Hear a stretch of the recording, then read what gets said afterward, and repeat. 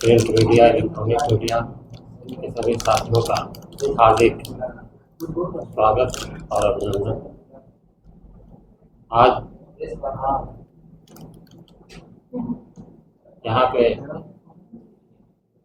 Party का नया कार्यालय का उद्घाटन हुआ है और कार्य समिति की बैठक, उसको लेकर के आप सभी लोग को प्रेस वार्ता के लिए आमंत्रित किया गया है। इस प्रेस वार्ता को झारखंड प्रदेश जनता दल यूनाइटेड के सम्मानित अध्यक्ष सांसद राज्यसभा आदरणीय श्री फिरू महतो जी, जनता दल यूनाइटेड के वरिष्ठ नेता और झारखंड के सबसे लोकप्रिय विधायक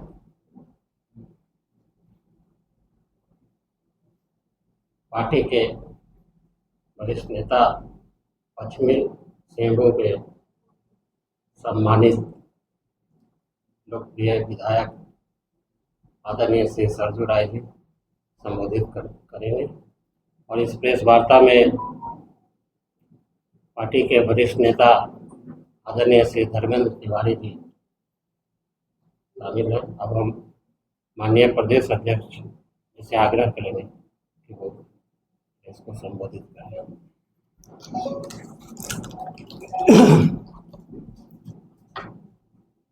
आज नवनिर्मित जनता दल यूनाइटेड कार्यालय का उद्घाटन हुआ है। बहुत दिनों से, सदियों से यहाँ सोचते झारखंड अलग हुआ तब से कहाँ एक जनता दल यूनाइटेड का कार्यालय बने, लेकिन हम लोग बहुत प्रयास करते रहा। कहा गया प्रयास ही सफलता का प्रतीक है और आज हम लोग कार्यालय का उद्घाटन सो किया। हमारे माननीय विधायक सरजू राय जी के कर कमलों द्वारा फीता काटकर उद्घाटन किया गया। संयुक्त रूप से मैं भी था। बड़ी खुशी की बात है। हम लोग इधर उधर भटकते रहते थे कार्यालय भाड़ा में रह के। आज का शुभ दिन है, आज बुद्ध पूर्णिमा भी है। बुद्ध के बताए हुए मार्गों में चलकर पार्टी भी आगे बढ़ेगा। बुद्ध भगवान कहा जाता था, आज भगवान के ही दिन हमने उद्घाटन किया। और पार्टी के सभी कार्यकर्ता यहाँ उपस्थित थे, कार्य समिति के सभी सदस्य, जिला अध्यक्षगण थे। सबको संबोधित करते हुए यह भी कहा कि अब हम सबों को गांव की ओर जाना है, गांव का संगठन को प्रबल और मजबूत बनाना है, जिससे हमारा प्रखंड और जिला और प्रदेश मजबूत हो, ताकतवर के रूप में दिखे जाएं और हम नगर निगम पंचायत के चुनाव सभी में हम ऐसे मजबूती के साथ लड़ सकें, विधानसभा में भी लड़ सकें। इस तरह से संगठन जब खड़ा करेंगे तो हमारे सहयोगी दल भी मेरे साथ है, सो मैंने अच्छे बर्ताव के साथ में समझौता भी आगे आने वाले चुनाव में होगा, चाहे लोकसभा हो चाहे विधानसभा। हम लोग इस दृढ़ संकल्प के साथ कार्यक्रम को कर रहे हैं और आगे हमारी पार्टी बढ़ेगी। संगठन के प्रभारी भी आज मैंने 24 जिला का संगठन प्रभारी भी बना दिया है। उसकी सूची भी हम लोग के पास में है। सभी संगठन प्रभारी जिला अध्यक्षों के साथ मिलकर जिला का संगठन को मजबूत बनाएंगे। प्रखंड और पंचायत तक ऐसे उनकी दायित्व रहेगी कि कार्यक्रम को ऐसे मजबूत बनाएंगे और बीच बीच में हम लोग भी उसकी समीक्षा करेंगे। साथ ही साथ आज निर्णय लिया गया है, एक बार हम लोग पूरे प्रदेश में सभी जिला स्तर पर एक सम्मेलन भी करेंगे, जिसमें सभी मेरे प्रकोष्ठ के लोग और ऐसे मैनेजमेंट सब मिलकर हम लोग काम करेंगे। और उसमें हम लोग चाहेंगे जैसा समय मिलेगा तो हम माननीय हमारे लोकप्रिय विधायक जी हैं सरजू राय जी, वो भी कहीं कहीं शरीक हो सकते हैं। उनकी व्यवस्था ज़्यादा रहने से नहीं कहीं आएंगे, लेकिन प्रयास करेंगे, हर जगह ही आएंगे। उनकी वजह से कमिटी टूर और कहीं कहीं जाना पड़ता है और कमेटी की अभी बैठक रहती हो सके उसे स्थिति में नहीं जा पाए, लेकिन सब जगह हम लोग दोनों संयुक्त रूप से काम करेंगे। चूंकि बिहार चुनाव इसी साल होने हैं, तो उससे आप लोग कुछ टास्क कैसे आप लोग देखते हैं चुनाव को, किस तरीके से होंगे? देखिए, बिहार के चुनाव में तो हम लोग जाएंगे ही, और बिहार में चुनाव में एनडीए की सरकार फिर बनेगी, बहुमत की सरकार मजबूती के साथ बनेगी, इसमें कोई दो राय नहीं है। पहले से ताकतवर के रूप में से जनता दल यूनाइटेड और एनडीए गठबंधन मजबूती के साथ उतरेगा। आप लोग भी जाएंगे वहाँ चुनाव? हाँ, एकदम जाएंगे, निश्चित चुनाव भर रहेंगे वहाँ।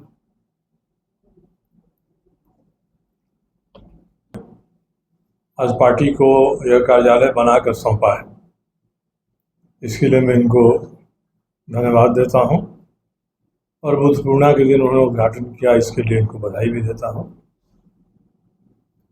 जनता दल यू जब झारखंड बना था तब से यहाँ सरकार में रही है।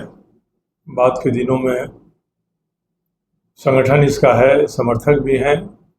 विधानसभा में थोड़ा प्रतिनिधित्व तो कम हुआ है। आज लोगों ने निर्णय किया है कि सभी जिलों में हम प्रभारी बनाएंगे, उसकी घोषणा इन्होंने कर दी है, और संगठन का काम फिर से शुरू करेंगे। आगे आने वाले समय में नगर पालिका का चुनाव होने वाला है, उस चुनाव में सरकार तय करेगी कि पार्टी की तरफ से होगा या बिना पार्टी की तरफ से होगा। मगर जो कार्यकर्ता है वो कार्यकर्ता यहाँ के चुनाव लड़ेंगे, जिलों के पदाधिकारी चुनाव लड़ेंगे, और उम्मीद है कि उसमें अच्छी खासी संख्या में जनता दल यू के समर्थक कार्यकर्ता जीत कर आएंगे। आज इसके लिए भी हम लोगों ने अपनी सेनाओं को, भारत की सरकार को बधाई दिया कि बड़ी अल्पकाल के इस युद्ध में भी युद्ध विराम होने के पहले इन्होंने पाकिस्तान को सबक सिखाया है, और भारत की ताकत दुनिया भर में इससे आंकी गई है। और जो भी लोग शहीद हुए हैं पहलगाम में या युद्ध में, उनके प्रति हम लोगों ने श्रद्धांजलि भी व्यक्त किया है। उम्मीद हम लोग करते हैं कि आगे राष्ट्रीय नेतृत्व के मार्गदर्शन में झारखंड में भी सक्रियता रहेगी। बिहार के चुनाव में न केवल नेता बल्कि जो बिहार से लगे हुए सीमावर्ती जिले हैं वहाँ के कार्यकर्ता भी पार्टी के निर्देश के अनुसार एनडीए के उम्मीदवार को जिताने में लगेंगे। आज यही इतना निर्णय हुआ है। आगे अध्यक्ष जी हर 3 महीने पर 3 महीने के भीतर प्रदेश कार्य समिति की बैठक करेंगे, और पार्टी और इनके जो अनुषांगिक इकाइयाँ हैं ये सभी सक्रियता से संगठन को बढ़ाने में लगेंगी। यही आज का निर्णय है। देखिए, युद्ध के समय में जो नेतृत्व है उस नेतृत्व पर सभी को 100% भरोसा करना चाहिए। कितना उनको आगे जाना है, कितना पाकिस्तान में घुसे उसको नुकसान पहुंचाया, उसका आकलन करके उन्होंने तय किया कि नहीं, युद्ध विराम आज जरूरी है। तो हम सभी इस निर्णय के साथ हैं, और यह निर्णय भी देश के हित में लिया हुआ निर्णय होगा, ऐसा हम लोग को भरोसा है। लेकिन ये ट्वीट जो है अमेरिका के द्वारा किया जाता है, युद्ध हिंदुस्तान और पाकिस्तान के बीच में है, लेकिन समझौता को लेकर अमेरिका सबसे बड़े ट्वीट करती है। अब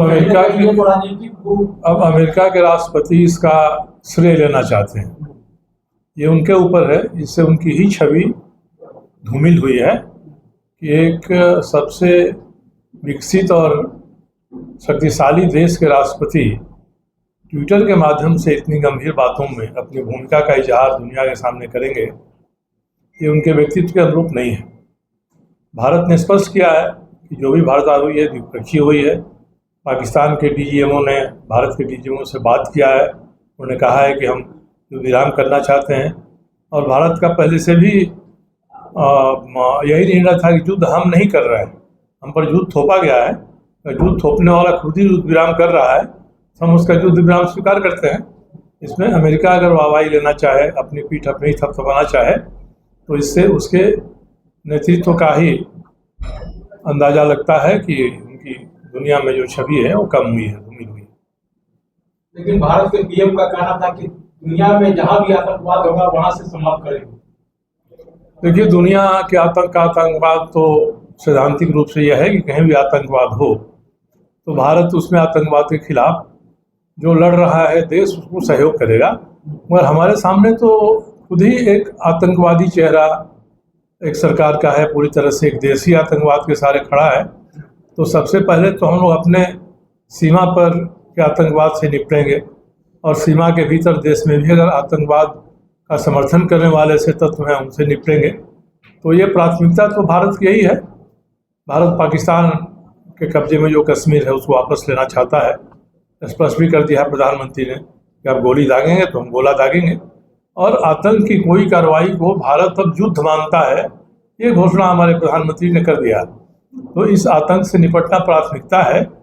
और जो ऐसे लोग दुनिया भर में हैं, ऐसी सरकारें हैं जो आतंकवाद से लड़ रही हैं, तो उनकी सहानुभूति भारत को भी मिलनी चाहिए, भारत भी उनके साथ खड़ा दिखना चाहिए। यही भारत सरकार की नीति है। लेकिन सवाल एक सर यहाँ ये भी आता है कि जिस तरीके से पाकिस्तान के साथ कई सारे देश सामने आए, चाइना उनके बोल दिया कि हम समर्थन दे रहे हैं, तुर्की का ड्रोन उपयोग किया जाता है, हिंदुस्तान के साथ कोई ऐसा देश नहीं जो खुल के समर्थन करते हुए आया। क्योंकि हिंदुस्तान अब अपने ही एक ताकतवर देश है। रूस का समर्थन है, अमेरिका दोनों तरफ है, पर भारत कितना मजबूत हो गया है पिछले 10 वर्षों में, यह इस बार के इस अल्पकालीन युद्ध में साबित हो गया। जहां पाकिस्तान का परमाणु ठिकाना है उसके बगल में अगर मिसाइल से हमला होता है तो ये संदेश है कि पाकिस्तान अपना परमाणु हथियार रखे रहे, उसको हाथ से तो लेके भाला की तरह नहीं फेंकेगा। जो भी उसके हवाई अड्डे हैं, जो भी उसकी मिसाइलें हैं, उन पर भारत की नज़र है। इसलिए पाकिस्तान का परमाणु हथियार धरा का धरा रह जाएगा।